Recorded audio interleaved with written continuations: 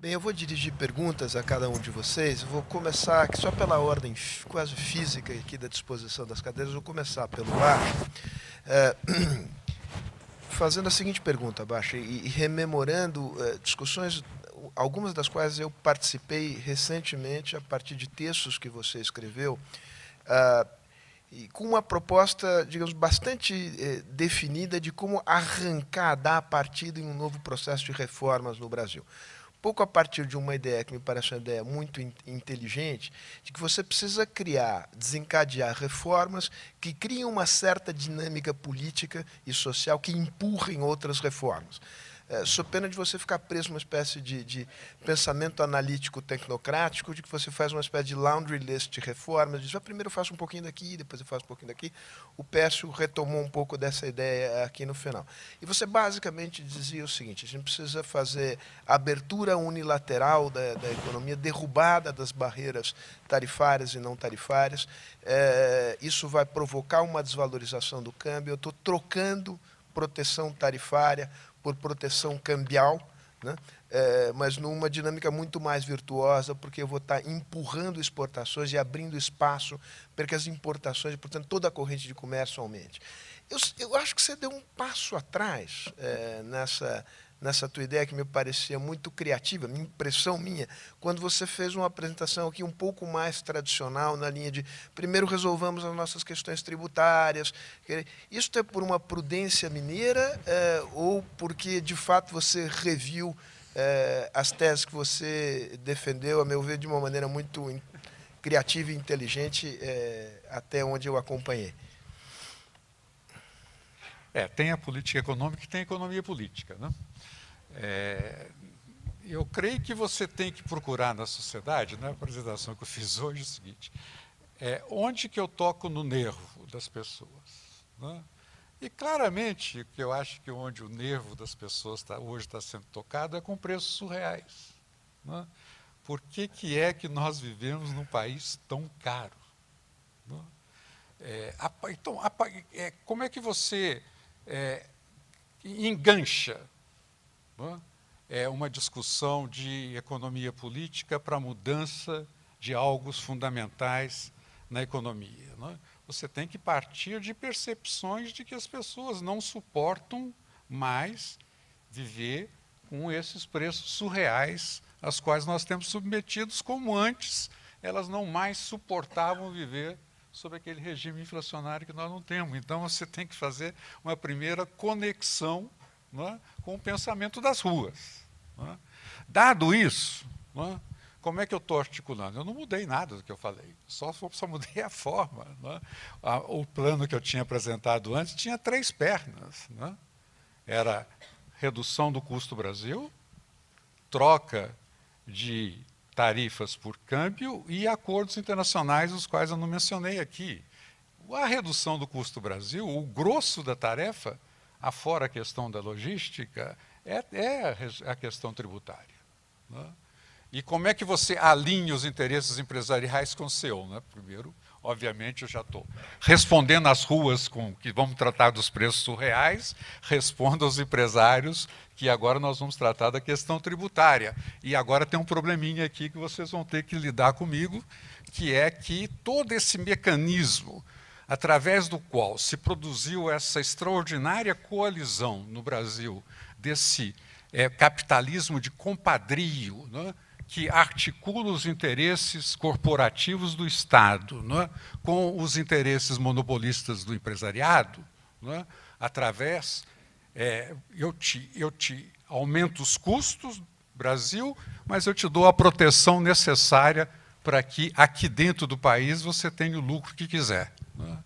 É extraordinário, por exemplo, que uma economia tão fechada quanto é a Brasil para o comércio é o 4º destino mais favorecido para o investimento internacional, dos quais, volta e meia, nós registramos com orgulho que o nosso déficit externo, grande como é, quase todo financiado por investimento direto estrangeiro. Se você pergunta para quem está investindo no Brasil, né, por que você tem essa peculiaridade aqui, tanto capital estrangeiro no país e tão pouca articulação das subsidiárias e as filiais dessas empresas com as subsidiárias e filiais dessas empresas no resto do mundo. Não é assim que elas operam na Ásia, não é assim que elas não operam na China. Não é? Ali você tem um processo de integração das cadeias internacionais de valor. As empresas vêm aqui, mas a única coisa que elas querem saber é: eu venho, instalo a empresa, mas você me garante a proteção.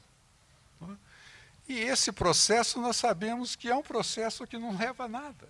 Não é? Quer dizer, leva à armadilha da renda média. Mas nós criamos esse sistema de capitalismo de compadrio agora com o BNDES.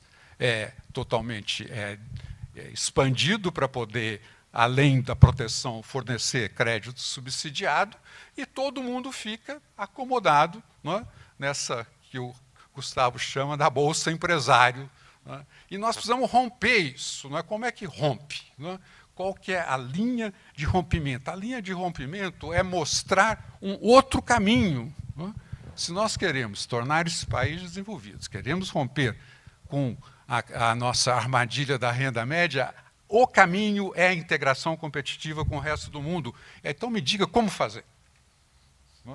Eu propus tem essas minhas 3 pernas. Né? Podemos discutir o ordenamento delas, podemos discutir a importância relativa, podemos discutir o sequenciamento, mas eu estou convencido, né, que a menos que a gente parta com esse objetivo básico, né, que criará, como você disse antes, né, a pressão para que os demais fatores se alinhem, não é? Ao longo, porque se nós vamos nos abrir para a concorrência internacional, obviamente, esse sistema de capitalismo de compadrio que nós existimos, todo o BNDES, todo o sistema da poupança forçada, tudo isso, essa educação desqualificada que nós temos, tudo isso vai ter que ser revisto por necessidade da definição, de uma nova definição a respeito da qual é a estratégia básica da economia brasileira no sentido da integração. Obrigado, Baixa. Adoraria continuar aqui, mas tem que fazer essa bola rolar e passo a bola para o Zé Roberto. Partindo da exposição que fez o Pércio, que diz que nós tínhamos uma agenda claramente liberal no governo Fernando Henrique. Eu acho que ali você tinha uma agenda híbrida, né? Você tinha uma agenda liberal e uma agenda, por falta de outro nome, uma agenda social-democrata, forte na área social, e uma agenda, digamos, de uma certa escola de economistas, às quais, naquele momento, eu acho que você se filiava com clareza, que não era propriamente liberal, embora não fosse mais nacional-desenvolvimentista, né? Tinha algum espaço aí no meio. Eu faço esse preâmbulo para te perguntar que espaço sobrou no mundo de hoje para a política industrial, num país como o Brasil. Esse espaço foi inteiramente suprimido, ou ainda é possível fazer política industrial, digamos, virtuosa? O que se deve, portanto, entender como política industrial virtuosa nos dias de hoje, se é que isso eu não estou falando aqui de uma quimera? Bom, deixa eu, antes disso, de falar, só completar uma coisa que me veio à mente quando o Edmar estava falando, que eu acho que claramente faz parte da nova agenda, que essa integração das cadeias produtivas globais é conhecida de todos, né, certamente também, que ela parte de um relacionamento geográfico. Ela foi construída em torno da Alemanha com a Europa Oriental. Ela foi construída em torno da América do Norte com o Canadá e, mais recentemente, com o México. E na Ásia, que é onde foi muito mais fundo, veio nesta direção, né? E nós perdemos isso com o desvirtuamento do Mercosul. É uma coisa que eu uso muito, né, e era um projeto que estava na época nesse sentido, era um projeto de integração, pegava a mesma indústria automobilística que tem hoje, e que é a campeã dos caramelos tributários, né, como se sabe, né, em 99, 98, nessa época, tinha como seu ativo básico ser competente para fazer carro pequeno. E, na definição da partida do Mercosul, a integração do mercado brasileiro, argentino, foi aceita por todas as multinacionais. Isso é um fato histórico, né, que colocaram no Brasil as fábricas para produzir carros que exigem escalas maiores, colocaram na Argentina as fábricas para escalas menores, basicamente picapes, carros de menor volume, que pressupunha um livre comércio de autopeças, de tal sorte que o mercado brasileiro, argentino, etc., fosse grande o suficiente para reforçar essa capacidade competitiva em carros pequenos, que, fora os europeus, nós é que estávamos desenvolvendo. Isso é pré-China e outras questões mais. E isto era claramente, e a gente vê isso, que se pega as exportações de 2000, o Brasil exportava carro para o mundo inteiro, inclusive os Estados Unidos, né? O que acontece é que, como esse projeto não foi levado adiante, quanto mais bolivariano foi ficando a América Latina, pior ficou, isso aí naufragou espetacularmente, né? E tem algo, e acabou acontecendo o que era esperado. Todo mês tem uma discussão com a Argentina, os carros produzidos aqui dentro, até essa ordem, ficaram 3, 4, 5 gerações atrasados, não eram quando estava lá atrás, né? E criou uma dependência do Tesouro, da proteção, do BNDES, que caracteriza esse tipo de coisa, né? Por esse lado. E hoje nós temos um problema gigantesco. Quando as fábricas novas que estão entrando ficarem prontas, porque a proteção, inclusive, foi subida, vai ter, entre aspas, uma sobra em relação à absorção de carros do ano passado de 1,5 milhão de veículos. O setor está em quase pânico, os chamados incumbents, daqueles que já estão aqui dentro, porque vai sobrar carro para todo quanto é lado e vai começar a acontecer isso a partir desse ano. Então, nós jogamos fora esta possibilidade, e eu chamo a atenção para uma coisa que não é casual. Ao mesmo tempo, né, o único segmento de produção brasileira mais aberto ao exterior, que é conhecidamente o agronegócio, consome caminhões. Se vocês olharem, a produção de caminhões atual é contemporânea com o que tem de melhor na Europa. Pela simples razão de que a Mercedes-Benz vende mais caminhão aqui do que vende na Europa. Então, ela está totalmente, a tal ponto que tem uma escassez permanente de motoristas, porque não consegue guiar as máquinas novas, com GPS, com quase fly-by-wire, né, eles voam mesmo, né, andam muito rápido por esse lado. Então, esse é um elemento de agenda nova, um elemento da política comercial externa, que é tão importante quanto a redução da produção, né? Da proteção, por esse lado, né? E a política industrial, essa mais recentemente realizada, realmente é insustentável. Tá certo? É insustentável porque levou a uma situação na qual os industriais entraram até recentemente, em algumas das organizações se falava isso, alguns já mudaram, de que tudo depende do câmbio. E não é verdade, né? Tudo depende do câmbio, apenas um elemento, mas a competência para produzir e essa mudança no perfil das coisas é tão importante quanto. Eu vou voltar de novo à educação, vou voltar de novo a outras coisas, e não a esses dedaços. Isso não funciona mais. E o drama da parte da indústria é que percebeu isso. Vocês observam que uma declaração do presidente do IED, mais de uma declaração, o que ele está dizendo? Eu posso competir, todas as indústrias estão mais perto do consumidor, eu posso competir aqui dentro com o pessoal que vem de fora. Mas eu não posso comprar aço 40% mais caro. Eu não posso comprar gás natural a $17, quando no resto do mundo custa de $0 a $3, porque aí não tem plástico competitivo sob nenhuma hipótese. Se o plástico não é competitivo, o carro não vai ser competitivo. Volta um pouco a essa matriz básica. Então, a política industrial, tal como concebida, ela fracassou, porque o grau de proteção aumentou espantosamente recentemente, e a indústria produz o mesmo que 2008. Né? Então, é diferente, tem que ser mais horizontal, mais direto ao ponto, olhar, porque eu não tentei chamar a atenção, essa coisa de integração indústria com serviços, é uma coisa muito mais, eu acho uma coisa profunda. Aliás, está nos relatórios mais relevantes sobre a indústria global, a manufatura global, para onde ela está andando. E se não for nessa direção, não integra, não é competitivo com a manufatura global sob nenhuma hipótese. Né? Então, aquela política industrial, esta que está aí, detalhista, etc., não sustenta, e por uma razão adicional que é macro. Porque a cola disso é sobrar dinheiro no Tesouro.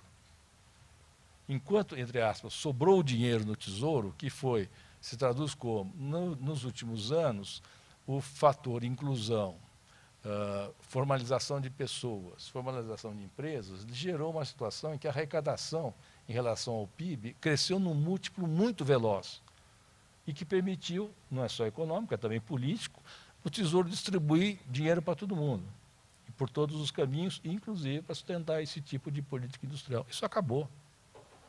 Acabou porque esse efeito grosso de efeito de inclusão já aconteceu. Então, agora, a relação tributos e o que acontece por trás é uma coisa ainda mais importante. Né? O provável programa associado a uma reeleição, obviamente, vai ter uma outra dose de aumentar 3%, 4% a carga tributária, senão ele não vai funcionar. É mais do mesmo, tá certo? Né? E vai ser muito mais do que isso. E aí, nós vamos crescer menos ainda do que a gente cresceu ainda. Então, realmente, tem um efeito conjunto nisso, e não coisas específicas por esse lado. Né? E também, não apenas na educação básica, do ponto de vista do cidadão, mas no sistema produtivo, né? É virar de perna para o ar. Essa ideia de que a combinação, né, você precisa ter câmbio e o resto você cola com subsídio, de alguma forma, e caramelos tributários, como eu costumo chamar, isso não sustenta mais. E um pedaço do setor produtivo já percebeu isso. Quem percebeu? Aqueles que estão mais próximos do mercado consumidor grande, que é o nosso grande ativo, e que sabem que tem uma chance de ficar competitivo aqui dentro, não antes de virar competitivo lá fora, desde que o plástico não seja muito mais caro do que antes, do que os outros matérias-primas. Isso abriu um conflito na indústria que jamais existiu. Né? Porque foi exatamente a sacola que permitiu se juntar interesses díspares e dar os preços surreais. Como esse negócio não dá mais para levar adiante, outro dia um industrial, um líder industrial tradicional, me disse, em off, evidentemente, jamais vai repetir isso em público, me perdoa a expressão, foi uma roubada nós nos amarrarmos na ideia de que tudo depende do câmbio. Maravilha, Zé Roberto. Obrigado. Pércio, um par de coisas aqui, começando a tua observação sobre o fato de que, digamos que uma agenda liberal pode responder a demandas que foram demandas expressas pela sociedade brasileira nos protestos de rua, enfim, que isso é uma espécie, digamos, de demanda que está aí latente ou de alguma maneira manifesta.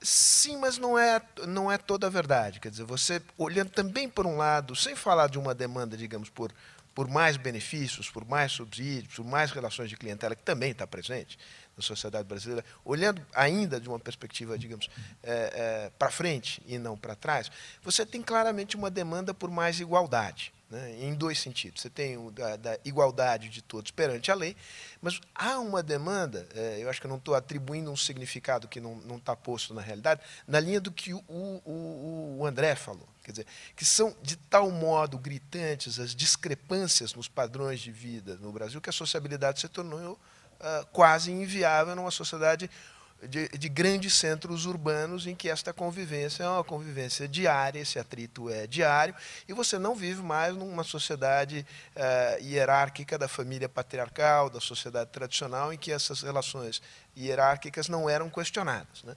Então, você tem, obviamente, aí uma demanda que é também uma demanda por igualdade. O tema da igualdade voltou para o debate econômico de uma maneira interessante. Eu não sou economista, mas, enfim, sou ávido leitor Krugman, Stiglitz e tal, toda a discussão nos Estados Unidos, que mostra que, digamos, a desigualdade, não, a partir de um determinado nível, ela não é apenas ruim do ponto de vista, digamos, social. Ela é ruim para o crescimento também. Então, eu queria que você fez aqui uma defesa enfática de uma agenda liberal. Quer dizer, percamos o medo de falar que temos aqui uma agenda liberal e que ela é do liberalismo clássico. Essa agenda, desculpa ser provocativa, ela não está aquém do que é contemporâneo? Eu acho que não, particularmente no caso brasileiro. Eu vou fazer duas observações aqui. Primeiro, os programas de transferência de renda fazem parte do repertório liberal clássico. O programa de renda mínima está lá em John Stuart Mill, antes de qualquer esquerda existir com o nome com pensamento organizado. Não? Então, eu não estou falando dos programas de transferência de renda. Eles fazem parte do cardápio liberal. Mas eu vou dar um outro exemplo do que eu estou dizendo. Imagine que, só por experimento mental, a gente termine com todos os subsídios no Brasil.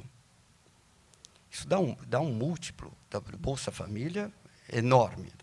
Muitas vezes o que é Bolsa Família. Todo esse dinheiro seja investido em educação básica ou em melhoria do SUS.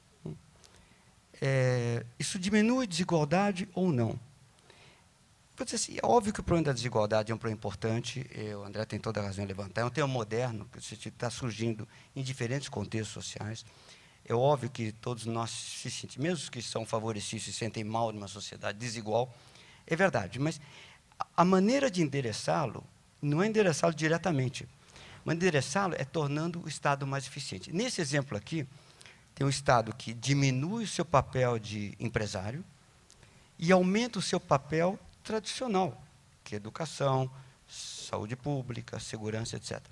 Essa mudança na forma de funcionamento do Estado melhora nosso funcionamento enquanto sociedade desigual, torna a sociedade menos desigual, e eu acho que torna a sociedade menos desigual. Ela não é uma política voltada para a supressão de desigualdades, mas ela é uma política que ajuda a tornar a sociedade menos desigual.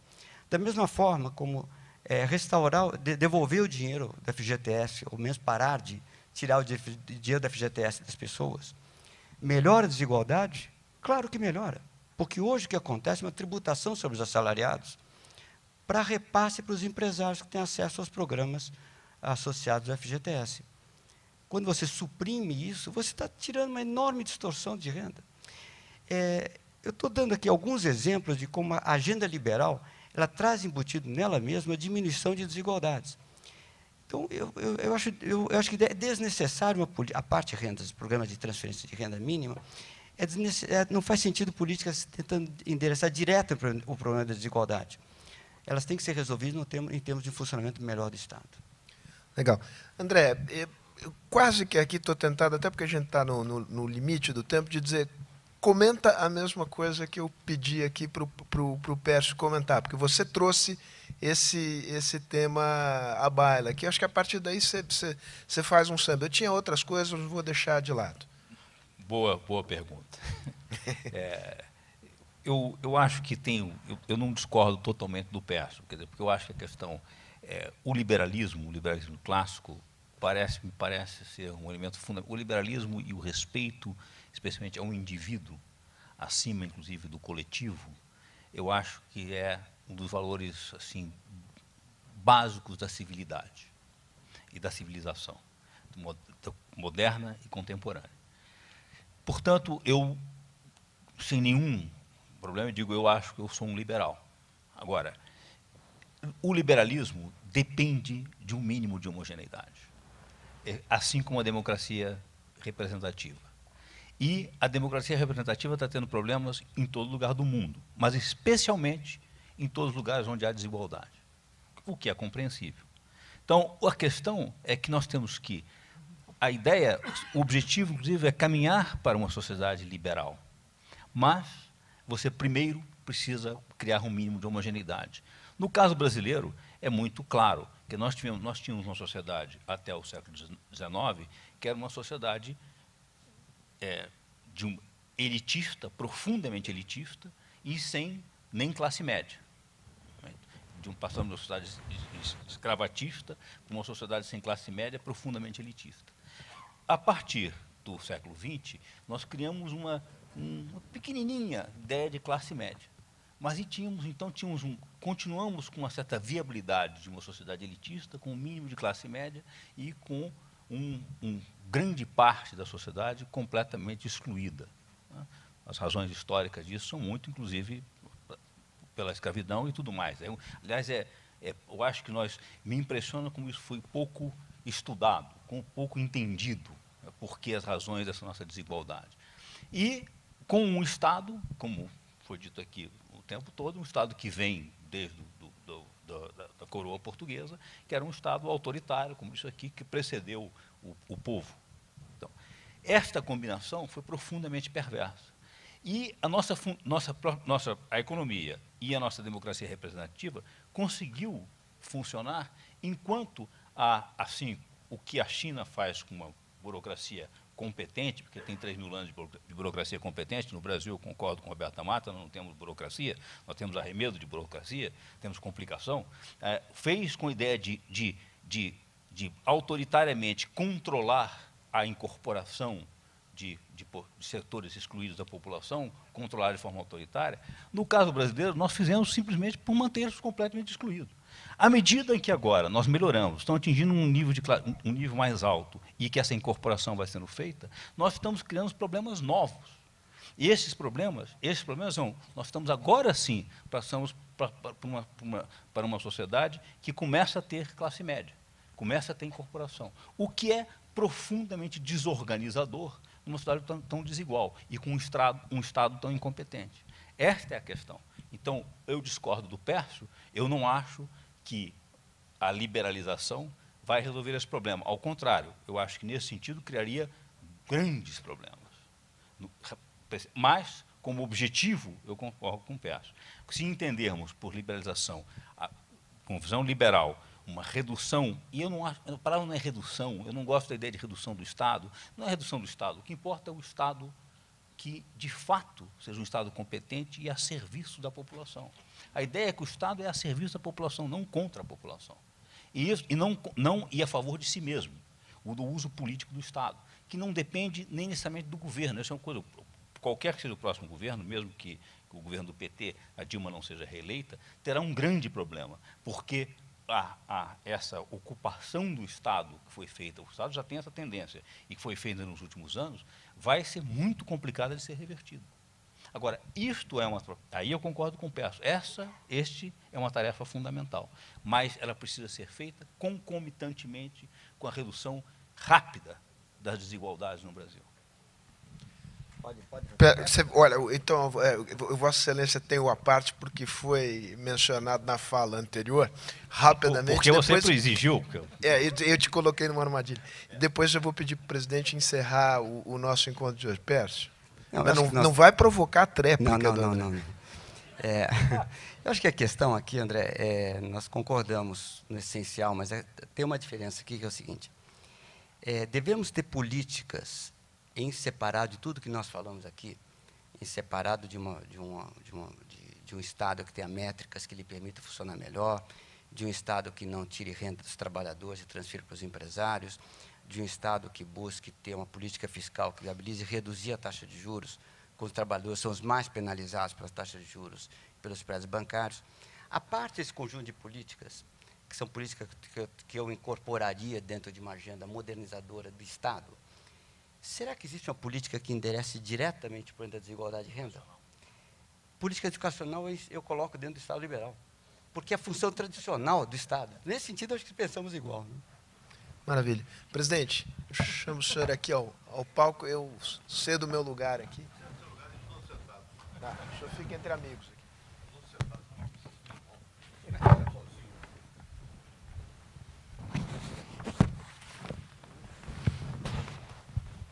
Bom, ao reiterar os agradecimentos a todos que cooperaram aqui, expondo suas ideias, e devo dizer que foram brilhantes e foi tudo muito bem exposto, agradecer também a presença desse público que aguentou tantas horas de discussão, eu queria fazer 2 ou 3 comentários apenas.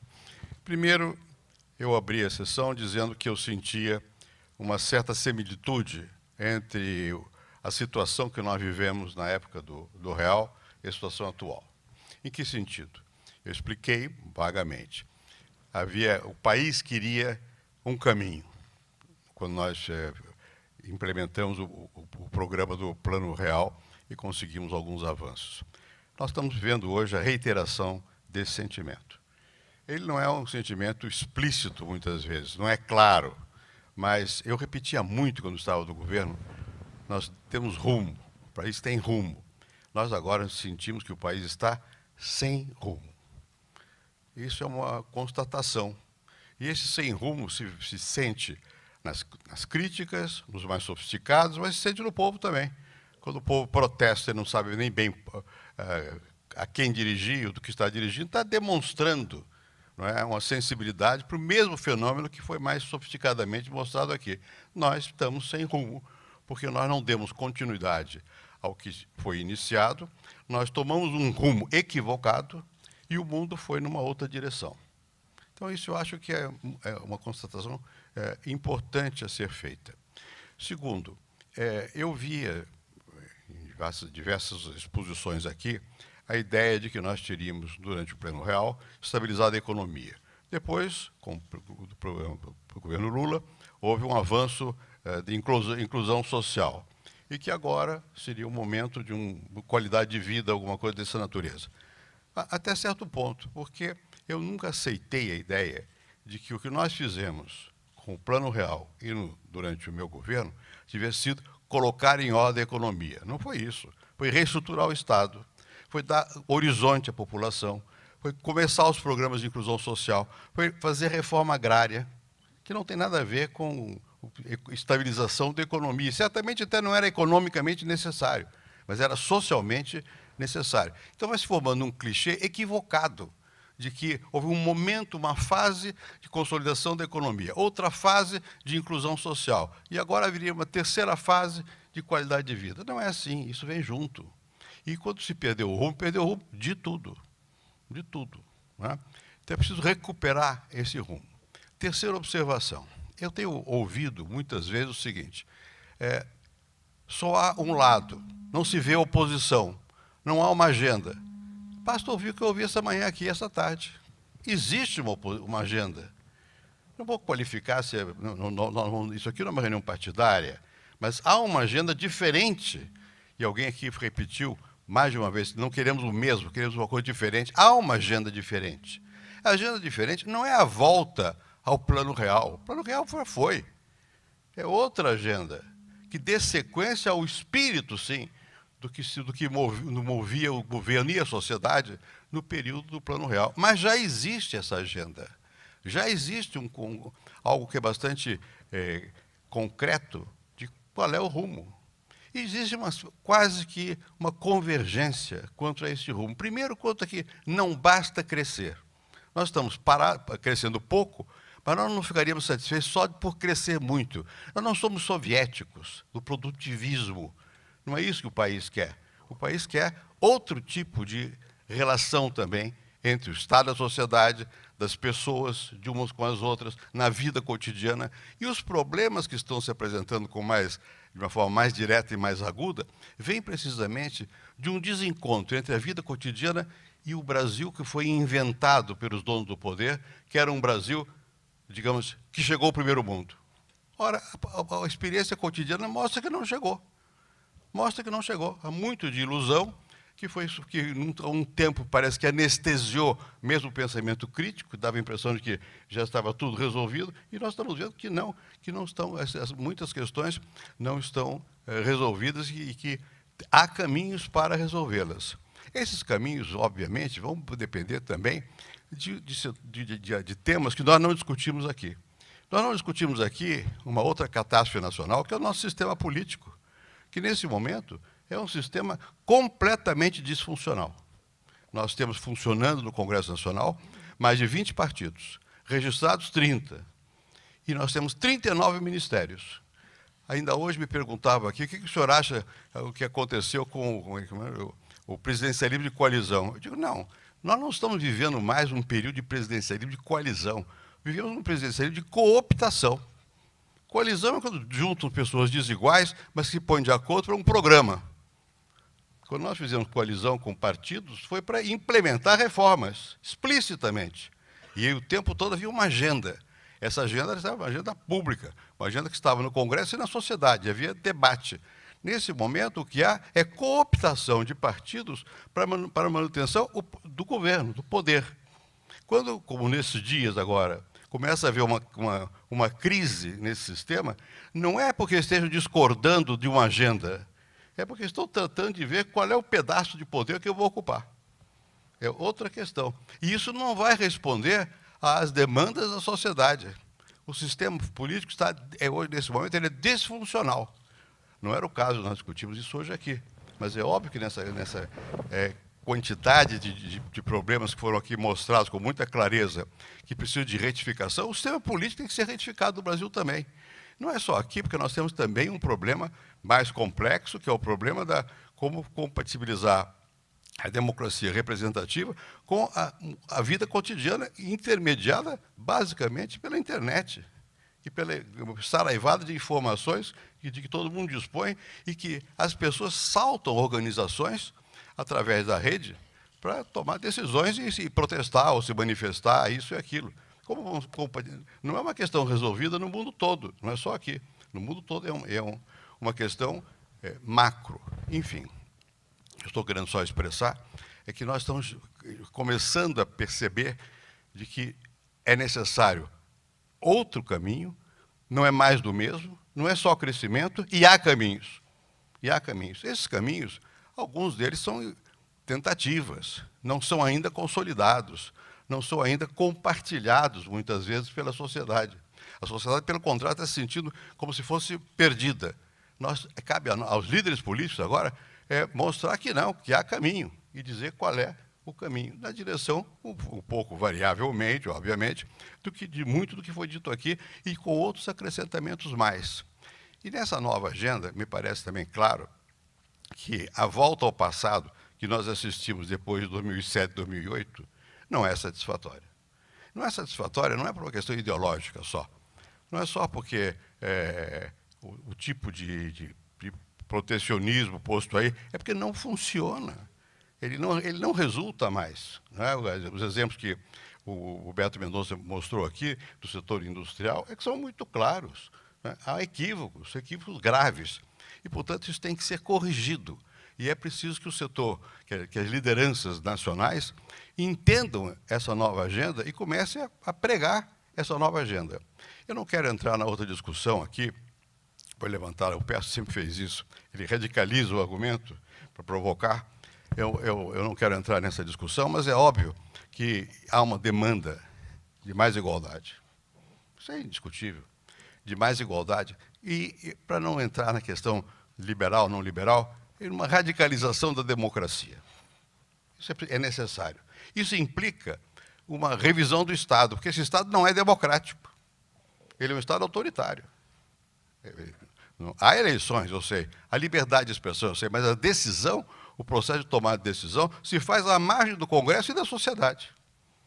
Nós temos que recuperar o Estado para a sociedade. Tem que haver, de novo, uma campanha, digamos, democrática, radicalmente democrática, e que só assim será possível, efetivamente, chegar a uma sociedade mais igualitária. Também acho, e aqui foi dito, vou apenas expressar publicamente o meu acordo, que no centro dessa questão está uma revisão profunda de forma de comportamento e que a educação é central nisso.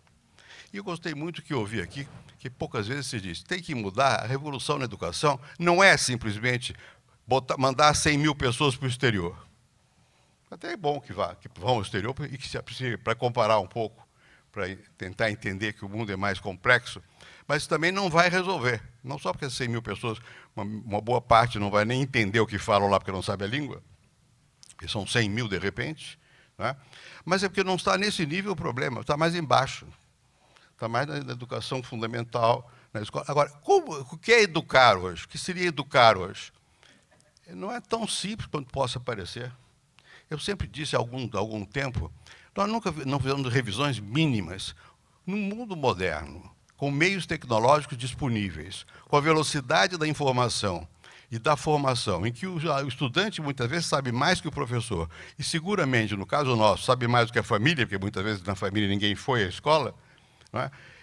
É muito difícil a tarefa de ensinar. O que é ensinar? Ensinar o quê? E por que eu preciso levar 5 anos para ser advogado? Ou 6 para ser médico? Não sei, porque sempre foi assim. Não se pensou nunca na mudança mesmo do que é ensinar, como é o conteúdo da educação, de que maneira se dá essa transmissão, de como hoje em dia, na verdade, o conhecimento vem por o Google é o maior ensinamento que os jovens têm, vão lá ver rapidamente e Então, isso tudo está a necessitar realmente uma mudança muito profunda na questão educacional. Eu não tenho dúvida nenhuma, depois de ouvi-los hoje, a manhã inteirinha, e todos que aqui falaram, de que há uma inteligência já hoje alerta para esses novos temas. E que é falsa a ideia de que não há alternativas, que não há, que a oposição não tem. A oposição pode dizer, mas o que não é rotineiro vai continuar sendo rotineiro porque não se tem outro caminho. Já tem outro caminho. É preciso simplesmente que cada um esteja, e isso eu gostei de ouvir também, imbuído desse novo caminho. Tem que ter convicção, sobretudo a liderança política. Quando ela não tem convicção, não passa nada ao povo. As pessoas têm que entender do que se trata, qual é o problema, o que dá para fazer e se jogar para fazer. Com vontade, com força. E dá para fazer. Dito isso, pelo jeito estão de acordo, vamos começar a fazer isso, minha gente. Eu os convoco a transformar em prática o que nós ouvimos aqui esta manhã e esta tarde. Em vontade de mudar para melhor o Brasil.